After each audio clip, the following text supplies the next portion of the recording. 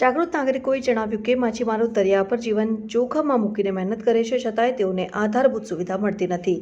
તેમનો આક્ષેપ હતો કે અનેક ફરિયાદો છતાં સમસ્યાઓનું યથાવત નિરાકરણ થતું નથી।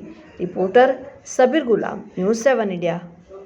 મારું નામ રાઠોડ ઇકબાલ છે, હું જખો ગામનો છું। માછીમારો માટે તમે સરકારે 121 કરોડ ફાળવ્યા છે ને? બરાબર છે। તમે જીએમડી ને એ લોકોએ પૈસા મહિને ફી આપી છે રહેવા માટેની। પછી જયારે પંચાયતમાં આવ્યો ત્યારે એ લોકોએ પંચાયતને આપી છે।